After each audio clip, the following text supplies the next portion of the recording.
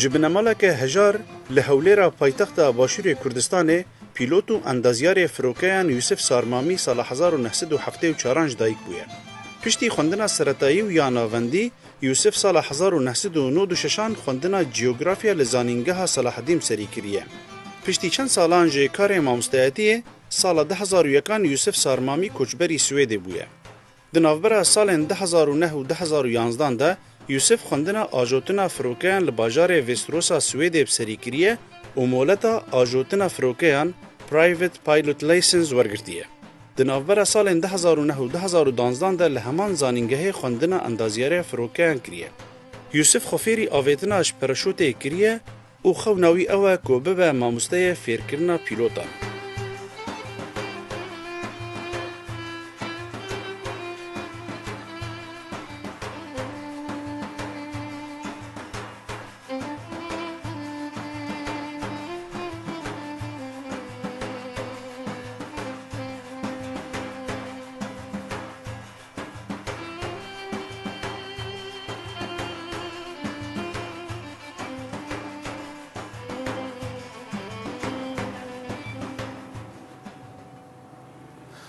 Bînerên Kurdistan TV çil Kurdistanê û çî li Dunyayê. Ev dem û hemû demên we bixêr. Em û we bihevre di programeke nû ya Hezar Hizir vê carê ji bajarê Vesterosa Swêdê li mûzexaneya firogehan. Dûrobera me hemû firogehan ê cengî, yê medenî, yê biçûk û yê mezin li gel mêvanê programa me Kak Yusuf. Kaptên Yusuf tu bixêr hatî programa Hezar Hizir. زۆر بەخێرهاتنی خۆش دەکەم سەرچاوان. Kak Yusuf destpêkê de ez merak dikim bê te çima ev xwendina han hilbijart tu bibî pîlot. دوای سەفەرکردنم لە کوردستانەوە بۆ ئەوروپا جێگیربوونم لە سوید لێرە بڕیارمدا کە خوێندنم یعنی بەردەوام بکەم بەردەوام لە خوێندنمدا بۆیە بەس ئەمجارە بڕیارم دەکەوە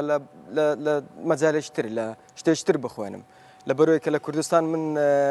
شەهادەی زانکۆم هەیە شەهادەی کۆلێژی ئادابم هەیە بەشی جوغرافیا کە هاتم بۆ ئێرە بڕیارم داکەوە لە شتێکتر بخوێنم کەوە لە کوردستان نەبێت بۆیە کە ڕۆژێک لە ڕۆژان ئەگەر بگەڕنەوە بۆ کوردستان یاخود زانیارێکی نوێ ئەلمێکی نوێ شەهادەیەکی نوێ لەگە خۆم ببمە بۆ کوردستان لەبەرەوە بڕیارم داکەوە لە بەشی فڕۆکەوانی و ئەندازیاری فڕۆکەوانی بخوێنم Bi İngilizî ji vê lîsensa te re dibêjin Private Pilot License mane? بەڵێ Yani ev ê bi vî rengî han te çi cure firoketkanî bajoyê? بەخۆی لە پرینسیپ هەموو جۆرە فڕۆکەیەک یعنی تاکو فڕۆکەی باڵهەرگر و فڕۆکەی گەورەش ئەوەی کە زۆر پێویست بێ لە بۆ فڕۆکەوان لیسانسە یعنی ئیجازەکەیە وەکو بە کوردی ئەڵێن یاخود بە عەرەبی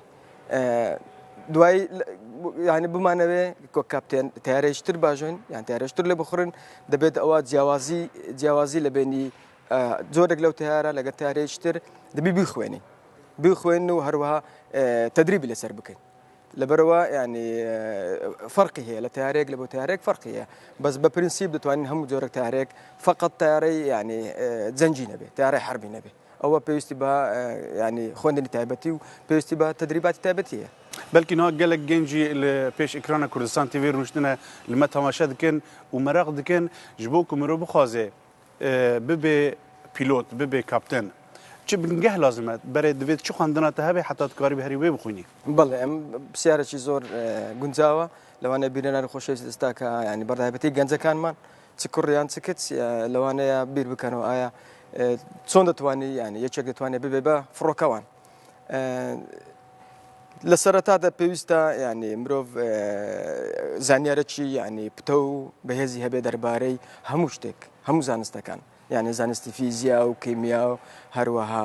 زانستی تر یعنی جوگرافیا و ئەو زانستانە بەس ئەوەی کە زۆر گرنگە لە سەرەتادا ئەوەیە کە تۆ ینی لەشت ساغ بێت ینی فڕۆکەوان دەبێت لەشی ساغ بێت دەبێت چاوی ینی زەعیف نەبێت گوێگرتن نەخۆشی نەبێ نەخۆشی ئەو نەخۆشی درێژخایەنەکان وەکو نەخۆشی ینی شەکرا ئەو شتانە دوایش شتێکتر هەیەکەوە زۆر گرنگە دەبێت و ئینسانێکی پاک بیت ینی هیچ ڕابردوێکی ڕەشت نەبێ ینی ڕۆژێک لە ڕۆژان ینی کارێکی وات نەکرد بێکەوە جێگای ینی دڵگیری وڵات بێتنەوە شتانە بله. یعنی لە ئامادەی ئەرێ خوێندن خۆ چ قاس درێژە ینی بەشێ تیۆری ئێ نەزەری چ قاس هەیە ینی کیژان مەرحەلەدا ئێدی مرۆ دەست بە فراندنێ دکێت ئەتخوازم هەنێکی vê meselej me re ronak bikî yanî proseya xwendina pîlot yê kaptên çi rengî çê û çi qasî dirêj e بەڵێ خوێندنەکە یان دەتوانین فڕۆکەوانی بکەین بە دوو بەش یعنی پێلوت بکەین بە دوو بەش بەشێکیان بەشی نەزەریە یان خوێندن و بەشی پراکتیک بەشی عملی کە تارە لێخوڕینە لە بەشی نەزەریەکەی چەند بابەتێک دەخوێنی چەند بابەتێک دەخوێنی ینی چەند کتابێکە لەو کتابانە دەخوێنیت و هەروەها تاقیکردنەوەت لەسەر دەکەن ئیمتحانت لەسەر دەکەن دەبێت دەرەجەیەکی باش بێنی ینی بەلای کەم دەبی لە 175 کەمتر نێنی بابەتەکانش ینی کە دەخوێنی تۆ بابەتی ئاو هەوایە کەش و هەوا ینی مترۆلۆژی پێڵەن بە ئینگلیزی بابەتی ناڤیگەیشن ئەو بە ئینگلیزیە نازان بە کوردی ینی وابزانم تەرجمەی وامان نییە بۆ ئەو شتە ینی یاساکان دەرسێشتر دەرسی یاساکان و ینی ڕێگولەرز بە ئینگلیزی کەواتە ینی زیاتر لە دەبابەت یاخود دە کتاب تۆ دەخوێنی و هەروها تاقیکردنەوە لەسەر دەکەن دەبێت لەو بابەتانە هەمووی سەرکەویت خاڵەکردن هەیە دخواست زانە ئەفجلێ کاپتێن تەلبەر خۆکردنە سێ شف لەسەر ملێتەنە و وانی ئشارەتێکی لەڤێتکانی مەرە شەرح بکێ معناوان چییە ئەو خەتانێ سەرشان پلەکانە کەواتە چەند پلێکت هەیە وەکو کاپتێن کەواتۆ کاپتێنی فڕۆکەی یعنی دەتوانیت چەند پلێک بەدەست بێنی گوتمان ینی شادەکان جەنابەت باست کرد پرایڤەت پایلۆت لیسەنس هەیە تەمان ئەی هەیە و ئەچی هەیە ئەی ئایرۆپلین ئەچ هەلیکۆپتەر لە دوای ئەوە ئێرمە هەیە ئینسترومنت ڕایتینگ یعنی کە تۆ شادەکەت وەرگە دەتوانی زیاتر پەرەی پێ بدەیت ینی خوتوە یەکەم قادرمە یەکەمەوەیە کە تۆ لیسەنسەکە وەردەگری دوای مەسلەی نایت کوالیفیکیشن یعنی بتوانانی کەوا فڕۆکە لە تاریکایی لێ بخڕیت هەروەها ئینسترومنتس کەوا لە ناو هەور لەسەر هەور لە کەش و هەوای ناخۆش و سەختدا بتوانی فڕۆکە لێ بخڕیت دقت جاران تووشی عیبێ جددی بووە لە ژۆر لە عزمانە نەخێر شکر ینی الحەمدلله توش نەبیمە بەڵام بە بەردەوامی بە تەکیید بە بەردەوامی ئێمە ینی پراکتیک لەسەر شتە دەکەین ینی تەدریب لەسەر شتە دەکەین ینی قەزای ئەوەی کە فڕۆکە ینی بابرێن ئەگەر دوو مەچینە بێ مەچینێکی ڕاوەستا بە مەچینەکەی تر دەتوانیت تۆ خۆت بگەینی بە نزیکترین ینی مەتار لەوێدا ببەزیت ئەگەر یەک مەتۆڕت هەبێ مەتۆڕەکەت ڕاوەستا بە هەر سەبەبێک بێت ینی ئاگری تێبەر بوو هەر شتێک بێت ئەوە ینی ئێمە لە فڕۆکەوان دەنێن emergency procedures ینی چەکما هەیە چەکلیستما هەیە کەوا چی دەکەین لەو حاڵەتە بۆ هەر حاڵەتێک ینی چەند خوتوەیەکی تایبەتی هەیە بەس ئەگەر ئەو فڕۆکەیە بەرزایەکی زۆر بەرزی هەبێ ئەگەر مەچینەکەی وەستا ئەوە هیچ مشکلە نییە دەتوانی یعنی خۆی بگەێنێ بە نزیکترین شوێن و داببەزێ بەری هون هەرن لە فرۆگەی سوار بن و بژۆرکەبن تشتی ئەس تێگەیشتم چەند دانە چێکلیست هەنە بەڵێ هون یەک خاڵ سەرە دەربچن و گەلێکی ڕەنگێکی جددی بەڵێ چەند چێکلیستن و ئومرۆ چاوە سەروانە دەرباز دەبێت بەڵێ خۆی کە ینی پێش ئەوەی تۆ ینی وەک فڕۆکەوان پێش ئەوەی ینی بچێ ناو فڕۆکەکە و ینی لە کۆکبیتەکە لەوێدا بنیشیت چەند شتێک هەیە تۆ دەبی حازری بکەی وەک فڕۆکەوان یعنی فڕۆکە گەورەکان فڕۆکەی باڵ هەرگر و ئەوانە گەشتیاران کاپتینەکە هەر لە کۆکبیتدا یعنی زانیاری وەردەگرێت زانیاری دەربارەی بە کەش و هەوا ئایا ئەو ڕۆژە کەش و هەوا چەندە زانیاری دەربارەی لە چ ڕێگەیەکەوە بڕوە کەواتە لەبەرەوەی ناتوانیت تۆ هەروە لە دەخۆتەوە ڕێگا بگۆڕیت مەسار بگۆڕیت بەڵکو بە ئیتیفاقە یعنی با بڵێن ئێستا لێرە لە سویدەوە بەرەو کوردستان بڕۆیت یعنی بەرەو هەولێر ڕێگەیەکی تایبەتی ینی مافقەی وەرگیراوە لە ئاسمان ئاسمانیش دابش کراوە ئاسمان دابش کراوە لە مەجای فڕۆکەوانی بۆ چەند تەبەقەیەک ئەیما هەیە بیما هەیە سی هەیە ینی کە تۆ وەک فڕۆکەوان ینی زانیاریش تایبەت تەواوت دەربارەی ئەو تەبەقانە هەیە اینجا لە قەزایی ینی دڵنیابوون لە فڕۆکەکە ئایا فڕۆکەکە ینی هەموو شتێکی پێویست پێویستە فڕۆکەکە ینی شتێکی نەخستانە یاخود هەموو شتێکی تەواوە کە بنزین چەند بنزینت پێەیە بەشی چەند دەکات سەفەرەکەت ینی چەند سعات دەخایەنێ بنزینی زیادە ئەو معلوماتانە طبعا هەموو زانیاران هەموو کۆکراوەیە و هەموو دەبی بیزانیت دوی واریدا خاڵەکەدن gelekî giring heye ew jî mesela çi qasî pîlot yan kaptên hişyar e yani girêdayê di mesela mesela vexwarina alkoholê û mesela mandîbûnê wekû ez zanim li vî welatî li Swêd şofêrên pîşeyî ew ku otomobîlên mezin dajonê ku teksiyan dajonê ku awtobusan dajon qanûneke taybet bi wan heye ew hinde saet tedkarî baş û jêşin de tu mecbûrî bênvedanê bikî بەتاکید di mesela firogeyan de çawa ye لە مەسلەی فڕۆکەوانیدا ئەو بابەتێک کە جەنابەت باسی کرد یانێکەوە بابرێن شوفێری تەکسی یان شوفێری پاسێک یان خەتێک لە مەسلە لە مەجای فڕۆکەوانی زۆر ینی معقەتترە ینی زۆر زیاتر متشەددترە لۆ قەزای ئەلکحول بەڵێ ینی فڕۆکەوان نابێت ینی ئەو کاتێکەوە لە فڕۆکەکەدا دەنیشێ ینی ئەلکحولی لە جسمدا هەبێ و meselê mandîbûnê مەسلەی ماندبوونش yani pîlot karê çend saetan bi yek strêk bajo بەڵ خۆی ینی ڕاست دەکەیت ینی ئەوە زۆر تاسی دەکات ینی حەدی هەیە حەدی تایبەتی خۆی هەیە نابێ ئەو فڕۆکەوانە لە خلالی مانجێکدا ئێستا خۆی لە سوید ینی ئەگەر یەکێک ینی ئیشێکی ینی سابتی هەبێ ئیشێکی تەواو هەبێ ئەوە لە هەفتەیدا 40 ساعت ئیشەکات ئی فڕۆکەوانی دەتوانیت تۆ زیاتر لەوە ئیش بکەیت بەڵام تەمان حەدی هەیە ناتوانانی زیاتر لەوە ئیش بکەیت بۆ نمونە فڕۆکەوانمان هەیە یعنی ئەو فڕۆکە لە دەخوڕێ لە بینی قاڕەیەک و لە قاڕێشتر لە بینی ئەوروپاوە لە بۆ ئەمریکا لە بینی ئەوروپاوە لە بۆ ئاسیا یاخود ئوسترالیا ئەوانە لەوانەیە بە یەک فڕین مەسافەیەکی گەلێک لەو زۆر تیارە لێ دەخڕن ینی 8 ساعات 10 ساعات 12 ساعات کەواتە ئەوانە ینی بە سەفەرێک ماندوو دەبن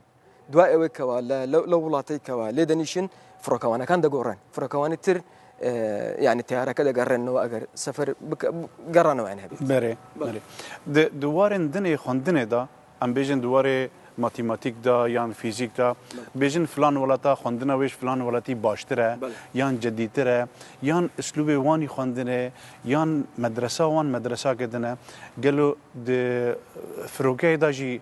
ev meselana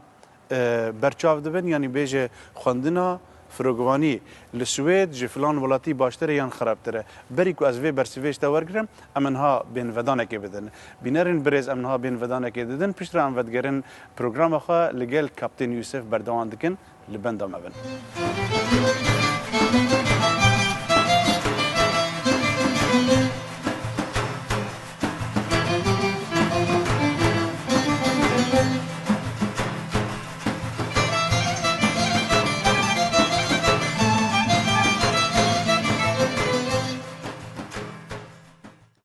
Roja ku me serdana Yusuf Sarmamî li bajarê Vesterosa Swêdê kir ji bo vê hevpeyvînê, pileya sermayê 10 dibin sifrê re bû. Lê ew nebû asteng ku Yusuf firokeyê ji garajê derxe û rotîna ajotinê ronak bike ji me re.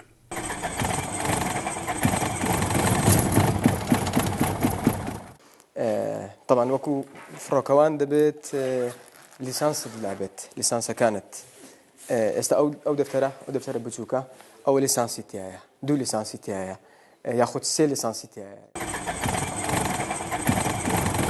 پێویستیمان بە هێدسەت هەیە هێدسەت ئەم فڕۆکەوانێک هێدسەت بەکاردێنێ هەروها پێویستیمان بە شتێشتر هەیە ئەوە یان وەک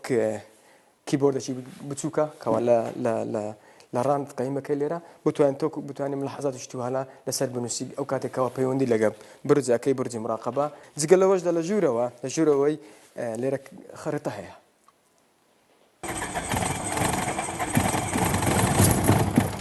هەموو کاپتنێک هەموو پایلۆتێک کتابێکی هەیە فڕۆکە کتابی خۆی هەیە ئەویان کتابی فڕۆکەیە اینجا ئەگە فڕۆکەی گەورە بێ یاخۆ فڕۆکەی بچووک بێ یەک ماتۆڕی بێ یەک مەکینەی بێ یاخۆ دوو سێ ینی هیچ فەرقێکی وای نییە زۆر جیاوازی نییە ئەویان ئەوە پایلۆت لۆگ بووکی پێدەرن کەواتە ئەو شتانەی نەخێر ئەوە ینی ئیتارەکەیە ئارکافت لۆگ بوو لێرە هەموو شتێک دەربارەی ئەو فڕۆکەیەدا هەیە وەکوچی ینی زانیاری دەربارەی ئەوەی کەەوە ئەو فڕۆکەیە ئایا ینی تەستیحکرایە ئایا میکانیکەکان تەمەشایان کردووە هەموو شتێک هەموو سیستەمێک لەو فڕۆکەیە ئیشەکات و هیچ خەڵەتێکی نە و هیچ ئەوەی نییە ینی نەقسانێکی نییە.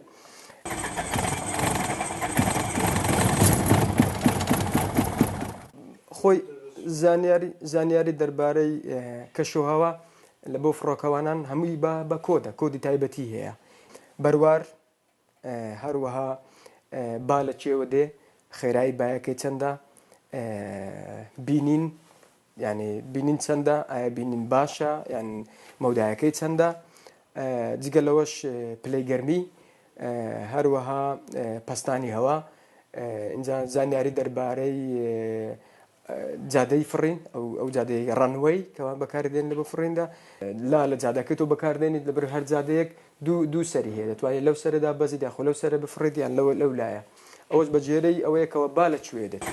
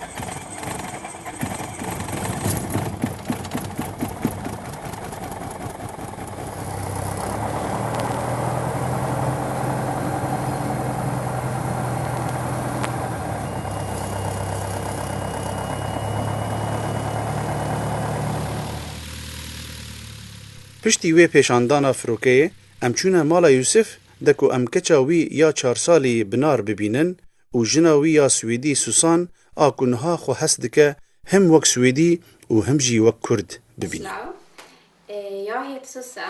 من ناوم سوسەنە و هاوژیانی یوسفم. من ئێستا هاوژێنی پیلۆتێکم کە بۆ من شتێکی زۆر خۆشە لەبەرەوەی هەر لە منداڵیەوە حەزم لە سواربوونی فڕۆکە بوو. ئێستا کە لەگەڵ یوسف بەو فڕۆکە بچووکانە جاروبار سەفەر دەکەین زۆر خۆشحاڵ دەبم. دیارە من لە پێشدا تەنها خەڵکی سوید بووم بەڵام ئێستا خەڵکی کوردستانیشم. شانازی بە کللتوری هەردوو وڵاتەوە دەکەم. ئێستا من ژیانی هاوبەشم لەگەڵ کوڕێکی کورد پێکێناوە و منداڵێکمان هەیە کە خاوەنی دوو وڵاتە دوو وڵات بە دوو کللتوری جیاوازەوە کە ئەمەش بۆتە هۆی دەوڵەمەندی بنەماڵەکەمان لە کللتوردا. دیارە بۆ ئێمە زۆر جێگای خۆشحاڵیە کە بووینەتە خاوەنی دوو وڵات و دوو بنەماڵی گەورەش. بەری بێنڤدانێ مە بەس کرد بوو مەدرسەین وڵاتین دنیای گەلو زمانێکی ناونەتەویە لە هەموو وڵاتین دنیای عینی ستانداردە لێ هەر وڵاتێک جیاواز ئەمە دخواست خاڵێکدن ژێ ئاماژێ پێ بکە مەسەلا فراندن و دابەزینێ جارنە هەنێک بالافر نەرم ڕادبن و نەرم دادکەون گرێدانە وێ بزیرەک بوونا کاپتین بخواهێ لێ تش نەدنە تکنیکی هەنە کەرەمکە. بەڵێ با دەسەرەتا باسی وی بکەین کەەوە جیاوازی نێوە وڵاتێک لە وڵاتێکی تر یانەکە تۆ لیسانسی فڕۆکەوانت لە وڵاتێک وەرگری جیاوازی هەیە لەوەی کە لە وڵاتێکی وەرگری بێگومان بڵێ یان دەتوانین بڵێن سوید ینی وڵاتێکی زۆر پێشکەوتووە ئەو قوتابخانانە یاخۆ مدرسانی فڕۆکەوانی کە لێرە هەیە بێگومان ینی لە باشترین ینی قوتابخانەکانی فڕۆکەوانینە لە جیهاندا لە ئەمریکاش قوتابخانەی باشەیە بەس ئەگەر بڵێن ئێستا لە ڕۆمانیا یاخود لە ئەوروپای شەرقی یعنی وڵاتی تر یاخود لە رووسیا ئەوە بێگومان ئەوەی کە لە ئەمریکا و لە ئەوروپای هەیە زۆر باشترە ینی لە ئەوروپای غەربی ئەوروپای ڕۆژاوە زۆر باشترە لەوانی تر و هەروەها بەشی دومی پرسیارەکەت سەبارەت بە مەهارە یاخود خبرەی یعنی کاپتێن کە بەڕاستی ئەوە زۆر گرینگە لە کاتی هەڵسان و دابەزینی فڕۆکە ئایا کە گەشتیارەکان یاخود ئەو کەسانی کەرەوە لەگەڵ دەفڕن ینی چەند ینی گونجاوە دابەزینەکە لە بەوان چەند تەحملەکەن بۆ تاکو نەترسن ئەوە دەگەڕێتەوە سەر بە هەماشەوە دەگەڕێتەوە سەرێکەوە تۆ لە چ قوتابخانێک خوێندووە هەروها دەگەڕێتەوە سەر خۆشت ینی کەوا وەک کاپتێن چەند مەهارەت هەیە چەند ساڵە یاخود چەند سعاتی فڕیت هەیە چەند سعات فڕیوی هەروها دەگەڕێتەوە سەر ئەوەی کە ئەو ڕۆژێکەوە تۆت یان ئەو کاتێکەوە تارەکە دابەزین چەند ماندویت ینی تا بڵێن زەوی ماڵەوەش ینی تاسیری لێ دەکات خوێندنە تێ دووەم ئەندازیارێ فرۆکان چەند ساڵن ئەو خوێندنە چاوایە ئەندازیاری فڕۆکە خوێندنەکەی 3 ساڵە لێرە لە سوید ئەو شارێکی ئێستامە لێن ینی دانیشتین لێرە ینی لە چاپێککەوتنەکە ڤێسترۆس زانکۆیەکی لێە یەکێکە لە زانکۆی هەرە بە بەناوبانگەکانی وڵاتی سوید هەروها لە دنیاشدا لەو زانکۆیە بەشێکەیە بەشی فڕۆکەوانی لەو بەشەدا دەتوانی ینی شەهادەی بڕوانامەی ئەندازیاری فڕۆکەوانی بەدەستبێنی خوێندنەکە 3 ساڵە نها گاوەک کاپتێنێک بچێ داوا کار بکێ لە جەم شرکەتێکە مەدەنی ئەوێک و نەفەران ji وڵاتان دەبنە وڵاتان گەل وەختە داوا کار دەکی وەختە ئەو زانبن هم پیلۆتی هەمجی ئەندازیاری ئالیکارە وێت کێ و زووتر تێخنەکار بێگومان ینی وەک ینی کاپتێنێک وەک فڕۆکەوانێک ئەگە داوای ئیش بکەم تەبان ئەوان تەماشای سڤیم دەکەن سیڤەکەم من چێم چەند شادەیەکم هەیە تەمەنم چەندە تەمەنیش ینی کار دەکاتە سەرە شتا هەروەها وەکو ئەندازیاری فڕۆکەوانی یعنی زانیارێکی زۆر زیاترت هەیە لە بواری فڕۆکەوانیدا یان ئەزانم ji dervada gelekî asan xuyadkê li ji hindirê wê de gelekî mueqede hem kehreba wê hem motorê wê hem tiştê wê lê endaziyarê firokan çi dixwîne yanî ew jî ixtisasê wan hene yan endaziyar her endaziyar ye لە بواری فڕۆکەوانی ئەندازاری فڕۆکەوانی بەڵێ بێگومان ینی بەشی هەیە ئەویش ینی ئەوەی کە من خوێندومە لەو زانکۆیە 3 بەشە بەشێکیان ینی پێ دەڵێن مینتینس ئۆپەرێشن ئەند مینتینس یاخود بە عەرەبی بێنن یا بە کوردی چاکردنەوە بەشی چاکردنەوە و هەروەها بەشی ینی تەشغیل بەشی شتری هەیە بەشی دیزاین کەوە با بڵێن فڕۆکە دروستکردن پێشکەوتن لە بواری فڕۆکەدا ینی فڕۆکەی داهاتوو فڕۆکەی مستەقبەل ینی وەکو ئەندازیارێک تۆ تەبان ئەنواع ینی حسابات و ینی ڕسومات و خەڕای توشت و هادەکەی دەربارەی فڕۆکەدا بەشێشتر هەیە ینی ئەوش بەشی ئەلکترۆنیە بەڵام لە بواری فڕۆکانی پێدەرێن ئاڤیۆنیکس لەو بەشەدا تۆ زیاتر ینی خەریکی ئەجیزەی خەریکی ئامێریت ینی ئامێری ئەو ئامێرانی کە ناو فڕۆکەدا هەیە ینی لە بواری کارەباییات زیاتر ئیشەکەی ینی ئەندازیارێکی زیرەک ینی هەم ئەندازیار و هەمژی پیلۆتان بێژن کاپتێن ئەندازیارێکی زیرەک ئەوێ کانە بێ زانیاری نخوا بدێ نفشەکی دن چی ژێرە پێویستە ئەنگۆ ئەگەر برنگێک دن ئەس بپرسم ئەگەر تو بخوازی ڕۆژێکی ji ڕۆژان ببی مامۆستای فێرکردنێ باشە ji bo tu nifş nedin li welatê me dikaribî qezenca te ji wan re hebe faydê li wan bikî nifşine niderxî çi ji te re pêwîst e tu dikaribî bibî mamosteyê vî kariyan بێگومان ئەوە نازانم ینی خۆم دەویست باسی ئەو شتە بکەم یان داهاتمە سەر ئەو خاڵە ینی خەونی من ینی ئەوەی کەەوە من دەمەوێت ینی لە بواری فڕۆکەوانی زیاتر ینی آخر خۆتوەم چیا لەو مەجالەدا مەجای ئەوەیە مەجای ببم بە فلای ئینستراکتەر ینی مامۆستای فڕۆکەوانی من خۆم لە باگراوندمدا لە سەرەتادا مامۆستام بەڵام نەک مامۆستای فڕۆکەوانی مامۆستای جوگرافیا کە وابزانم لە سەرەتا باسیەوەم کرد کەەوە لە زانکۆی سەلاحەدین لە هەولێر لە کۆلێژی ئاداب لە بەشی جوگرافیام خوێندووە لە نێوان ساڵانی 91 و 95 یاخود 96 بۆ ئەوەی تاکو لێرە بتەوێت یعنی ئەگەر ڕۆژێک لە ڕۆژان بگەڕێەوە بۆ کوردستان یاخود کوردستان یانە هەر بەشێکی کوردستان ینی دەرسی فڕۆکەوانی بڵێەوە بێگومان یعنی ئەویش ناتوانانی هەسەر بخۆ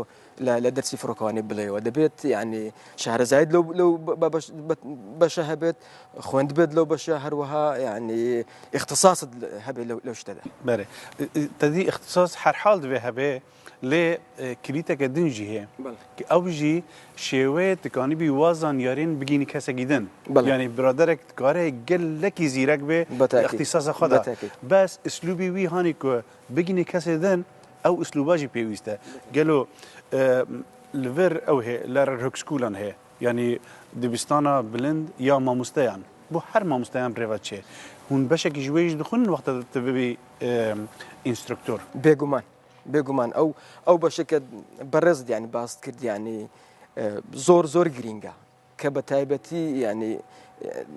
گلەی ناکەم بەڵام ینی دەمەوێت ینی باسی شتە بکەم کە لە لای خۆمان لە کوردستان زۆر گرنگی پێ نادرێت زیاتر گرنگ بە بابەتەکە دەدرێت گرنگ بەوە نادرێتکەوە ئایا ئەو مامۆستایە ینی دەبێ فێری وە بکرێت کەوا چۆن دەرسەکە بڵێتەوە ینی چۆن ئەوەی کە بەرامبەری قوتابیەکە یا خوێندکارەکە هەڵبسەنجێنێ ینی چۆن وا بکات بە شێوەیەک ئەو زانیارەیە کە پێێتی ئەو زانێرە کە دەیزانێت لەوانەیە مامۆستاکە زۆر زیرەک بێ زۆر شت بزانێت زۆر شەهادەی هەبێ بەڵام ینی قودرەی ئەوەی نییەکەوە ئەوەی کە پێێتی بیدابەوەی بەرامبەری ژبەر ئەو سەری خۆشی اختصاصەکە گەلە کەس هەنە دووارەی فەلسەفێدا مەسەلا پەروەردەکردنە پەروەرداران دخوێنن و فێر دکن ینی ئەو برادەری هانی هەری پەروەردەیە بکێ دەبێ ئەو خوا پەروەرکری بێ و نەگرێ دای کاتێ زارۆکان فێر بکە یان تێ ئینسانی مەزن فێر بکە